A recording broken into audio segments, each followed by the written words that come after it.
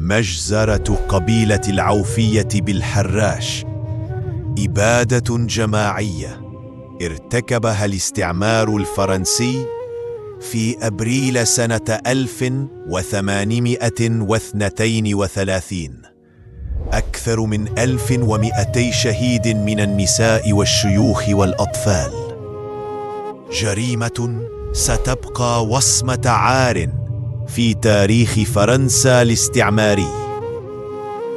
The massacre of the Aoufia tribe in El Harrach, a genocide committed by French colonialism in April 1832. More than 1,200 martyrs, women, elders, and children. A crime that will remain a stain of shame on France's colonial history. في فجر 6 من أبريل عام 1832 اقتربت جيوش الاستعمار الفرنسي من سواحل الجزائر، حاملة معها بداية فصل مظلم من تاريخ الأمة.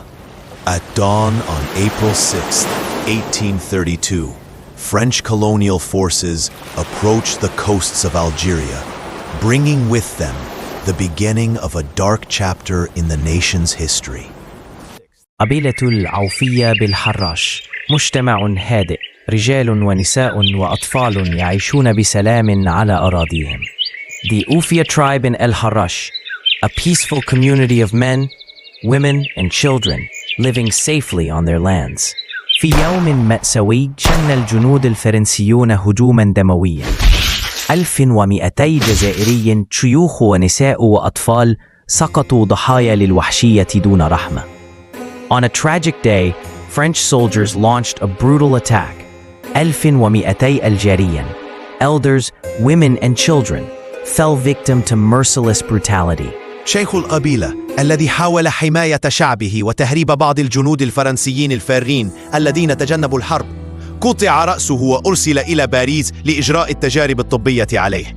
The tribal chief who tried to protect his people and help fleeing French soldiers who refused to kill the Algerians was beheaded and his head sent to Paris for medical experiments. الضابط الفرنسي بليسي كتب: كل ما كان حياً يقتل.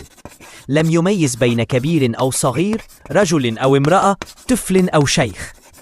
French officer Pélissier wrote, "Everything alive was killed. No distinction was made between elders, children, men or women." مجزرة إبادة قبيلة العوفية لم تكن حدثاً منفرداً، بل بداية سلسلة من الجرائم ضد الإنسانية تظل وصمة عار على تاريخ الاستعمار الفرنسي. The Aoufia tribe massacre and genocide was not an isolated event, but the beginning of a series of crimes against humanity, remaining a stain on the history of French colonialism. اليوم تظل ذكرى الضحايا حية، وشعب الجزائر يرفع العلم عالياً، مؤكداً أن صموده لا يمحى. Today, the memory of the victims lives on, and the people of Algeria raise their flag high, affirming that their resilience cannot be erased. هذه هي مأساة قبيلة العوفية، واحدة من أفظع الجرائم التي قامت بها فرنسا في تاريخ الجزائر، تظل ذكراها مؤلمة إلى اليوم. This is the tragedy of the Aoufia tribe, one of the most horrific crimes carried by France in Algeria's history. Its memory remains painful to this day.